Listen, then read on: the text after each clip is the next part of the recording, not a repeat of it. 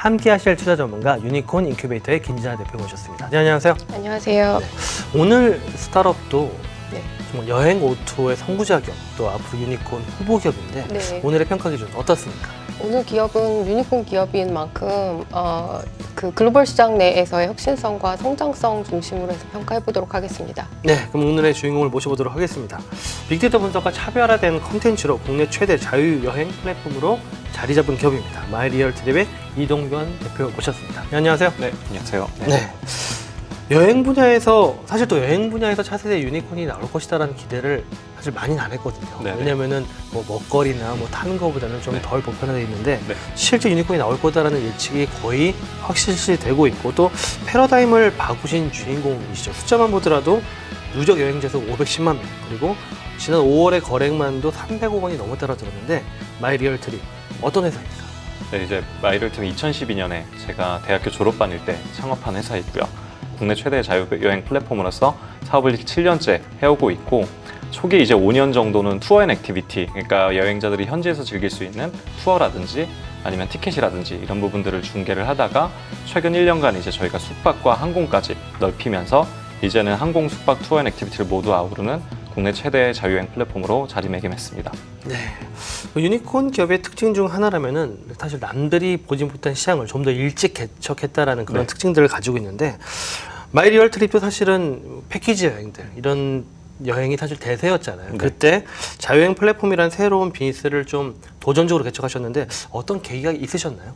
일단은 저부터가 이제 대학교 때부터 해외여행을 되게 이제 좋아했었고 그리고 해외여행 갈 때마다 자유여행으로 갔었는데 계속해서 이제 제가 느꼈던 불편한 점 중에 하나가 뭐였냐면은 이제 제가 항공권이나 숙소 같은 경우엔 모바일로 아주 쉽게 예약을 할 수가 있는데 가장 이제 불편했던 거는 내가 결국은 현재 가서 뭐 하지? 뭐 예를 들면 내가 오사카를 갔을 때 뭐 하지? 뭐 먹지? 뭐 하고 놀지?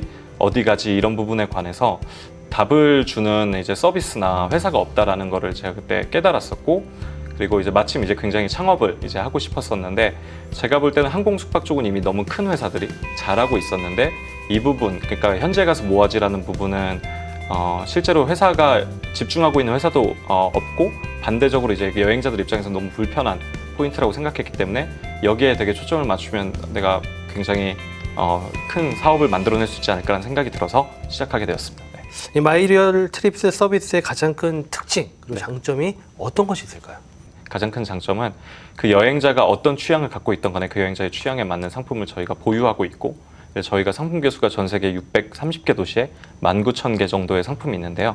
단순히 그리고 상품을 그냥 중개하는 데 그치는 게 아니라 편리하게 예약할 수도 있고 또 그리고 이제 여행자들 입장에서 여행 상품을 예약할 때 가장 어려운 게 뭐냐면 여행 상품이 눈에 보이지가 않는다는 거예요. 이제 퀄리티라든지 이런 부분을 판단하기가 되게 어려운데 마이리얼트립 같은 경우에 이제 전 세계 여행자들이 전에 갔다 온 여행자들이 남긴 리뷰가 55만 개 정도 있기 때문에 편하게 여행 상품에 대해서 확인도 하고 리뷰도 보고 예약을 할 수 있다는 점이 저희가 가진 가장 강력한 장점인 것 같습니다. 네.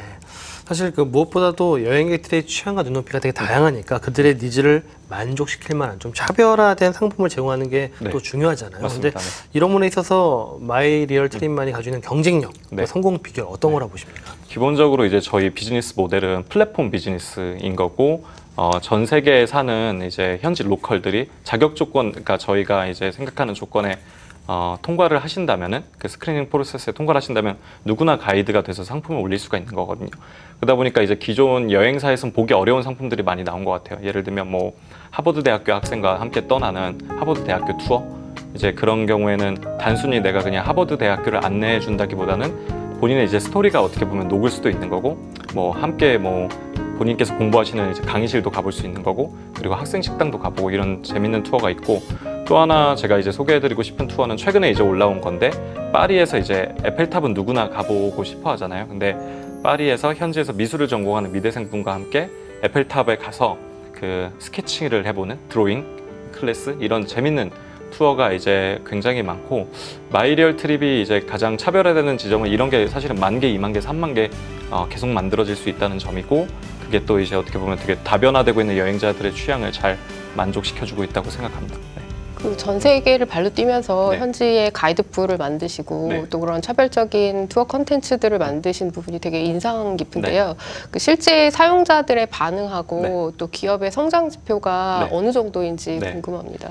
일단은 저희가 아까 55만 개 정도의 여행자 후기가 있다고 이제 말씀을 드렸었는데 그 1점서부터 5점까지 평가를 할 수가 있거든요. 근데 저희가 전체 평점을 내보면은 4.7점, 5점 만점에 4.7점 정도로 굉장히 그러니까 단순히 후기 개수만 많은 게 아니라 여행자분들의 만족도도 굉장히 높다고 볼 수 있고 뭐 앱스토어나 플레이스토어의 후기를 보더라도 양이나 진로도 다른 여행 서비스들 대비해서 압도적으로 많은 격차를 만들어내고 있습니다. 그리고 이제 저희 성장 지표에 대해서 말씀드리면은 최근에 이제 저희가 월거래액이 300억이 넘었는데 저희가 처음 월거래액이 100억이 넘은 게 작년 6월이었어요. 그런데 거기서 이제 100억 더 간, 그러니까 200억 넘은 게 올해 1월이었고 거기서 또 더 100억 더 하는 게 올해 5월이었으니까 이제 100억까지 오는 데는 만 6년 반 정도가 걸렸고 거기서 100억을 더 하는 데는 6개월, 거기서 100억을 더 하는 데는 4개월.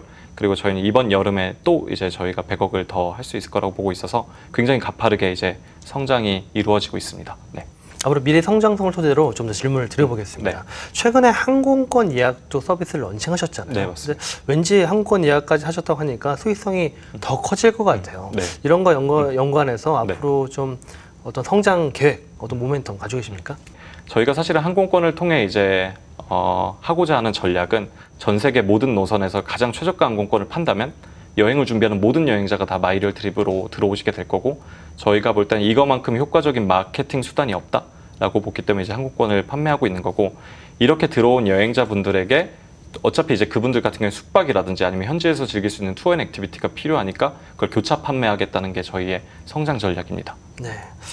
사실 최근 글로벌 유니콘 기업들의 동향을 보면은 네. 플랫폼 기반의 어떤 연결 서비스에 AI 기능을 보통 추가하잖아요. 맞습니다. 그러니까 AI 기능을 추가한다는 거는 어떤 개인화 서비스를 좀 더 네. 견고하게 네. 설계할 수 있다는 것인데 우리도 이런 그 AI 기술을 분명히 추가하셨을 것 같고 네. 그로 인한 경쟁력을 가지고 계실 것 같은데 네. 어떤 게 있나요? 항공권을 사게 되면서 내 여행지가 어딘지 그리고 며칠부터 며칠까지 가는지 그리고 뭐 클래스는 비즈니스인지 이코노미인지 항공사는 무엇인지 몇 명이 가는지 이런 정보를 조합하면 사실은 저희가 그분께서 준비하는 여행이 어떤 맥락의 여행인지 뭐 가족 여행인지 아니면 출장 여행인지 그리고 적은 예산으로 가시는 건지 높은 예산으로 가시는 건지 이런 거를 알아낼 수 있고 저희가 이걸 분석을 통해서 거기에 맞는 숙소, 거기에 맞는 투어 앤 액티비티들을 추천을 해드리고 있는데요. 저희가 이런 종류의 추천 엔진을 자체 개발해서 지금 사용하고 있습니다. 그 실제 또 트래블 테크 기업이라고도 네. 사실은 표현할 수가 있을 것 네. 같은데 트래블 테크 기업으로서 앞으로 성장성, 그러니까 네. 시장 규모가 얼마인지도 궁금합니다. 시장 네. 규모와 네. 우리가 거기서 어느 정도 포션을 차지할 네. 수 있는지를 좀 설명해 주시죠. 일단 해외 여행 시장 규모를 산정하는 데 있어서 가장 중요한 지표가 출국자 수. 사실은 출국자 수가 늘어야 시장이 이제 커지는 거기 때문에인데요. 출국자 수가 지난 마이리얼 트립 창업한 7년간 계속 꾸준하게 증가를 해서 창업 당시에는 출국자 수가 1,350만 정도였는데 작년에 2,860만 그리고 올해는 처음으로 3,000만 명이 넘을 것으로 관측이 되고 있고 이는 사실은 일본의 해외여행자 숫자보다도 더 많은 겁니다. 그리고 LCC 저가 항공사들이 계속해서 등장하면서 해외 여행자는 이제 계속 늘어날 것으로 관측이 되고 있고요.